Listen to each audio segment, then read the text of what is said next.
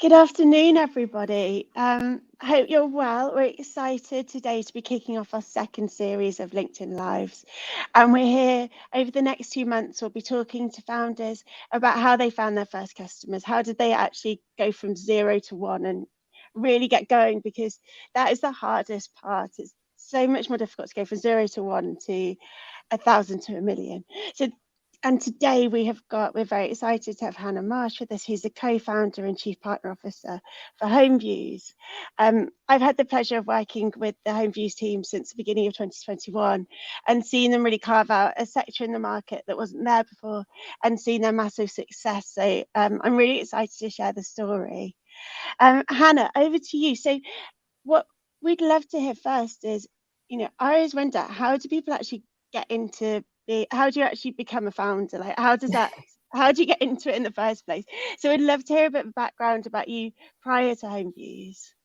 Well, I think I always admire people that I meet who are founders of their business that straight out of university and they just took that leap straight away. But for me, it was a sort of a bit more of a natural progression. I started my career quite traditionally. I started on a graduate scheme at GlaxoSmithKline. I spent 7 years with them, which was, I'd always recommend actually, just, you learn a lot. You learn a lot of really good foundations, and it was a brilliant company to work for. And I worked in the UK and did global marketing, very B2B on pharmaceuticals. And then when I was 30, I just got the itch and I wanted to do something different. And that's when I took the gamble and made a leap and joined a friend's startup. So she was really taking all the pressure and the risk in beauty. And she built a brand and had launched it from her dining room table and was working from home.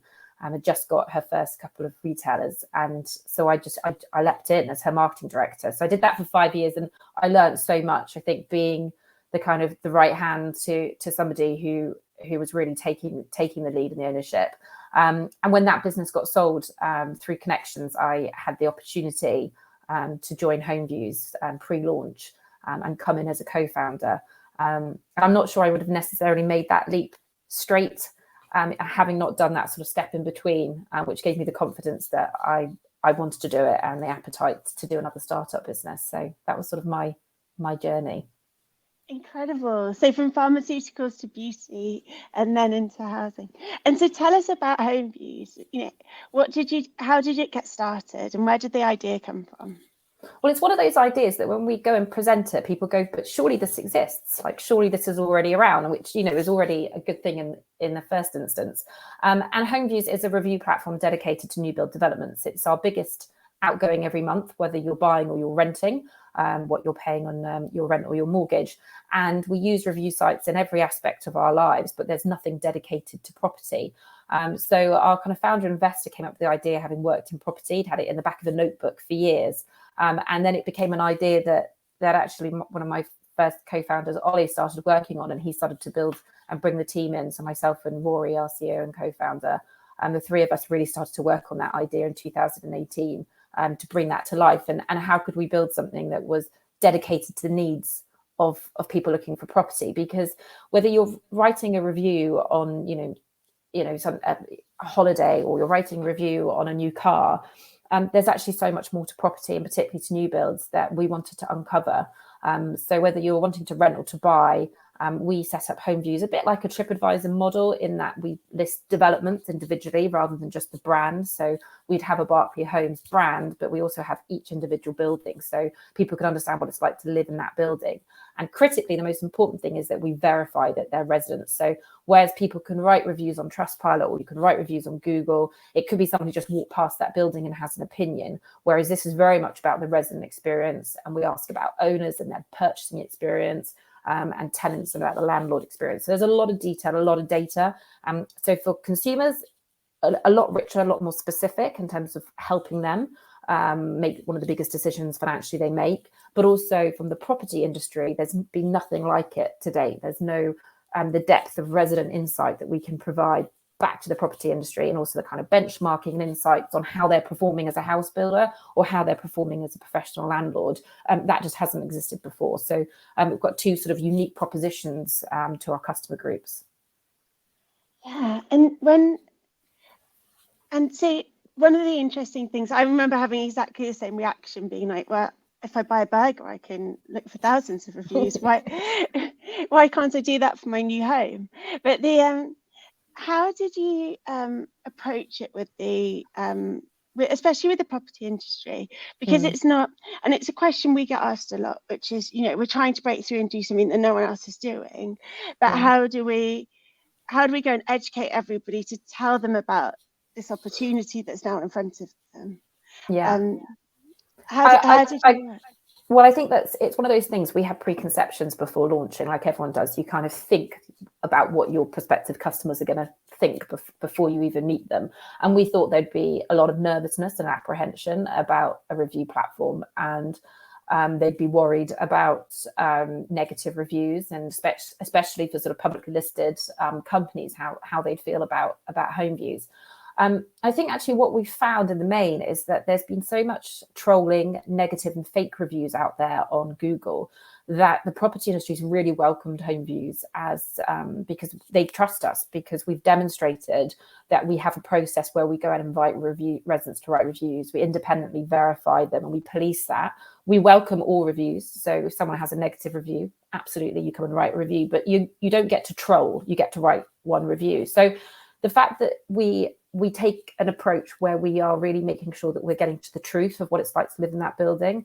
A lot of the industry find us fair, and that's actually, we've been really welcomed, and I think welcomed more by some different sectors within property than others. But I think at the main, you know, when you look at your kind of customers in any, from a marketing point of view, we've definitely have some early adopters that have, you know, leapt on this straight away, who've understood the power of reviews and the power of using this data in their marketing, but also really a lot of, you know, one of the sectors that we've really kind of established ourselves in is build to rent, which is a really new part of the property sector. It's professional landlords. And it's very new in the UK. It's very well established in other markets. But there are a lot of companies there that are desperately trying to understand their customers and want to understand the insights that we can provide. And they're not afraid of negative reviews because they want to learn. And they're also trying to establish their own brands in the sector. So they realize that reviews give them that opportunity to sort of talk about your brand through your residents, through your customer's voice. So, you know, yeah, we were worried. Like, I think anyone would be like, how are we going to be seen by our customer groups? But I think because we are kind of solving some of their problems, we've been really welcomed into the sector as a whole. Yeah, I mean, definitely. And we can see that from your numbers. Just to give everybody a bit of an idea of where you've gone to, where you've started and where you've got to right now, you know, have you got any big milestones that you can share with us on that? Yeah, so we were working on HomeViews in 2018, and we officially launched with some reviews on our site beginning of 2019. We're now at 38,000 resident reviews, which doesn't sound huge to anyone else looking at review platforms, but we're focused specifically on new build developments. So we've got 2,400 developments on the site. And also, if you think of it from a hotel, people move in and out every day, whereas residents stay for 1-2 years. So we've got really good coverage across sort of the new build sector. We started in 2019, there was a team of 4 of us and we'd outsourced our tech. We're now a team of 22 and we've in-housed our tech. And our site traffic is now sort of about 185,000 visitors a month. We're looking at sort of the last sort of 3 to 4 months averages. So our traffic's really coming through from a lot of it's from brand led, but organic search and blog search. So we have a huge amount of content on the site around best places, rankings on air, a lot of education information. So specific things, looking for reviews, but people looking desperately for information that they can trust, and we're positioning ourselves as that voice in the sector.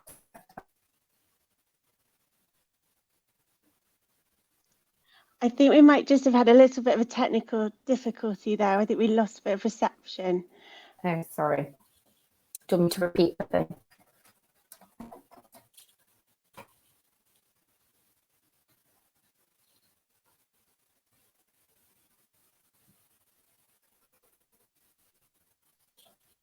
I don't know if it's me or Lucy. Is it me? Oh, I think we're back. Are we back? We're back. Yes. So how did you, so let's go back to the beginning of the journey and and, you know, we've talked about how, you know, surprised that the surprise and the delight that actually your clients were ready and excited about this new product in market. But what was your first client, and how did you get to work with them? Yeah, well, I think, you know, we were really fortunate in meeting some early adopters right at the start who were kind of keen to give us a try. And for us, it was, you know, we needed to go and get reviews from residents. And what's actually great about you know, new build developments is, you know, where they live. So, you know, we tried and tested, and we've done lots of different ways where we had guys and girls outside buildings in HomeViews jackets with iPads, meeting residents coming in and out of the building and ask them to write a review on their development. So actually, when you start to collect data, you can get in front of people and you can say, you know, we've got some reviews from your residents already. Would you like to have a conversation? So it kind of gets your foot in the door, and it's direct and personal. But the first brand that kind of took a punt on us, which gave us a case study and gave us something to go and present, and that's really what you need that first customer, was Fizzy Living, who are a build to rent operator. And Harry Downs, the MD at Fizzy Living, was very much open to the conversation. He was like, you know, if I don't know what's going on in the buildings, then how do we improve, and how do we ensure that residents are having a great experience with the Fizzy brand? So he gave us that chance and that opportunity, and we started working with Harry and the team at Fizzy, and we did a resident survey and a very detailed report. And I think partly from my background and my training at GSK, that was the way I was always going to put it together. I wanted to give them the full insights of what they had from their residents and what their residents were telling them. And we went sort of way beyond any other review site. So we sort of gave them what they'd probably have spent 20, 30K on a market research agency for free. We kind of did all the insights, but then we also said, this is how you could use it in your marketing. And that was a light bulb for me. Was I remember mocking up the Fizzy homepage with a resident quote and some social tiles and different ways that they could use that content. And 2 months later, it was on their website. Like, they'd put it up and they'd used it. And it was that, wow, okay, actually, if we can bring this to life and we can actually show brands how they can use this content, it's going to help with adoption rather than it feel generic. Let's make it personal. So the UKA is a great organization, which is an association for the rental, these rental companies, these landlords, to build for the build to rent sector. And what we did is a proposition through the UKA, where we offered free surveys and reports for a set period of time.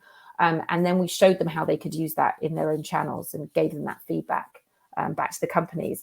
And off the back of that, companies started signing because they wanted to use that content. You know, if, you know, here's the insights, here's how you could use it. But if you want to use it, you have to sign a contract and stop paying us for those B2C rights. So it's getting your foot in the door, showing the value of what you can do, because telling people is not as good as showing people. And it was giving them that sort of soft landing and giving them something for free. And then, you know, by sort of the start of 2020, we'd started to charge, and we sort of had 10 clients because they'd had a free taster and wanted to start working with us and could see the benefits. So Fizzy were very much the kind of, you know, internally grateful to the Fizzy team for just taking that first punt. But we also, in other sectors, we had Anthology, who are a build to sell developer, who took that kind of risk with us. Bravo, another example of a good brand. So there were lots of sort of early adopters, and I think it's realizing who fit into that early adopter and giving them a sort of safe place to start. Amazing. That's such great advice. So especially around, I think, the demonstrating, a lot of people question, you know, before we have other clients, how do we show case studies? How do we do? And that's it. You need to go out and get that data. You need to you need to mock it up and show them what it looks like, so they can really touch and feel what they're going to get out of it, rather than just, you know, lots of great hyperbole and PowerPoint presentations. But also, I think the UKAA example is really important for people as well, because what you did there was to go to, you know, something that has a lot of respect, that has a big place within the industry, and almost partner with them, so that you're getting that transferred respect back from that partner, so that people know that they can trust HomeViews from the beginning. And that's amazing. And very difficult to do. Like, how do you trust a company that hasn't got the 10 years of backing that other companies have, and all the case studies? So it's so useful. And what were your main challenges, and how did you overcome them? Oh, there's so many. So I think there's always so many. But actually, I think one of the hardest things was actually about review collection and how we're going to get review collection. Because initially we thought, oh, we'll have to do digital marketing, invite people to write reviews. But because we were looking for quite a specific audience, it was actually wasted spend and wasted money. So, that's when we started doing, the team outside the buildings. Then COVID hit, so we couldn't have teams outside buildings accosting people coming out of the building, wouldn't have been appropriate. So we started doing postal mailings. And I think that was the realization that we needed to get breadth of data, and it's the comparisons and the benchmarks that our clients value. So yes, they want to get insights on their residents, but they also want to know how they stack up against their competitors, and they want to know that they're number one in Birmingham. So we have to go out and constantly get reviews and get and access residents from across the market. So I think always doing that and doing that in a cost-effective way has been a challenge, but we've finessed that. We're constantly finessing that, and it's sort of because that's what we trade on. It's the reviews and the data and insights, and I think that's been the lesson for us is how valuable our data and insights is, that we can provide back to the wider industry. So we now do a lot of annual reports, and we do a lot of reports for free. We also do sort of subscription models, but we did a report earlier this summer, and main contributor was Zoopla, and we're doing a sustainability report just coming out in 2 weeks' time, and the headline sponsor on that is EE. So we've got such credibility now because of the breadth of data, but it's definitely been one of our biggest challenges is how to get resident reviews and do that in a kind of cost-effective way to scale. Yeah, and that micro targeting, I mean, down to, it's not even just an area, is it? It's down to the actual building that you need to be getting. And it's not even just the price to do that digitally. It's actually you need to go offline to get that specificity. And I think you sometimes think you have to be clever, and I think that's the reality. Is like you think you have to be clever with some digital fancy campaign. It's like actually for us, the audience that we're trying to get feedback from, we know, put something through the letterbox is actually a good old fashioned best way of getting their attention. And we do an incentive because we're not incentivizing a positive or a negative review, so we're not asking them to sort of sing the delights of a brand. We're asking for their honest feedback, and we ask a lot of questions. So we do an Amazon voucher, and we've done different partnerships, and it's trialing and testing, but it's definitely been one of the biggest challenges to sort of finesse and understand the best way of doing that, which but we have now, so that's good. And what was one of those, so with those challenges, what was one of the biggest decisions you had to make as a co-founder? What was one of the toughest decisions that you've had to really sort of make and then stick to your guns? I mean, it's quite topical right now given the U-turn and and the budget. Yeah, no, I agree, absolutely. I think it's hard when you start charging because companies know how, no matter how big they are, will ask for a discount or negotiate, and you have to kind of get to a point where you know that you're delivering something that's good quality, and you stick by your guns and go, no, if you want this is the price, and we're charging for it. And we've now reached that point, which we are comfortably charging, and we know that we deliver a lot more than a site like Trustpilot would. And Trustpilot's this huge brand, but we get more traffic. So if you're a brand in housing and property, we get way more traffic than Trustpilot does because we're so specific. So you have to kind of back yourself. But I think one of the biggest decisions for us as well has been that every time we meet different parts of the property sector, they're like, oh, are you doing student housing now? Are you going to do senior living? Where else are you going outside of the UK? And it's hard not to get distracted by all the other things that you could be doing. Whereas we know that there's a breadth and a depth that we can do in our core target. And yes, we have plans for expansion, but it's trying to keep focused and not be distracted, I think is some of the biggest decisions that we've had to do, and actually turn down some opportunities along the way. And I think I learned that from Aurelia, the skincare brand I worked on. And I remember we turned down one of the biggest high street retailers who wanted to stock the brand because they did so much discounting, and it would have been huge for sales, but Claire, the founder, sort of got to a point where she said, you know what, no, because this is actually going to brand damage us. It's going to give us the scale, but it's going to damage the relationships that we have with some of the premium retailers we work with. So I think then any startup and brand, it's sort of hard not to sort of either take the money and go for something and stick to your brand, or it's hard not to get distracted by things that look exciting and interesting when actually you're like, no, we need to keep focused on the proposition that we're offering right now. Yeah, it's so interesting, isn't it, that a too low a price can make it actually seem less valuable and less useful, and people just won't respect it because they won't believe it will do the job that they need it to do. Yeah. How did that sort of data and customer research? So as you know, we have user research in-house. We very much value all the insights and understanding, like deeply understanding behaviors and motivations is really important to what we do. And how did data and customer research help you on the journey? So I think that we probably haven't done enough of it, if I'm honest. I think there's data from our data integrity, and we use a lot of data sources to make sure that the reviews that we're collecting, and we have great data team in-house who sort of make sure that what we're putting out there is credible and respected, and we're being trusted by the industry. And we're really fortunate with some of the data partners that we work with, from our perspective in terms of data, how we use data. But I think in terms of understanding our customers and customer research, it's something that, actually starting to work with you, Lucy, that you started, was that kind of getting our feedback from our current clients and starting to measure that. And that is something that we've now started to do regularly, where we're asking for client feedback and understanding the different roles. And our head of product's been great at really understanding our product development based on our client needs.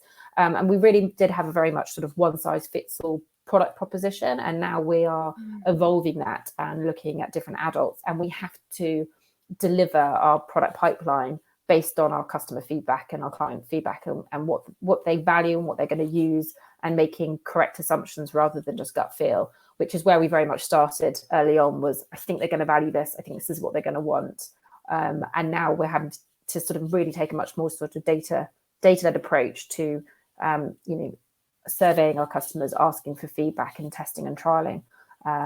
So it's been good to have that discipline coming in through working with someone like yourself, but also Grace, our head of products, brilliant at doing that and sort of putting that structure in place for us. Because I think as co-founders, we've always been, I think often if you are quite entrepreneurial by nature, you're quite kind of, you go with your guts, and you get to a point where you can't do that any longer, and you really need to listen and do it with a more data-led approach. Yeah, that's so interesting. And so the one size fits all approach it's so interesting. So a lot of our clients talk to us, especially, do we go down the SaaS approach, which is one size fits all, people can automatically use it, it takes a second, or do we go down the more personalized route of creating something that is right for you as a business and just right for you?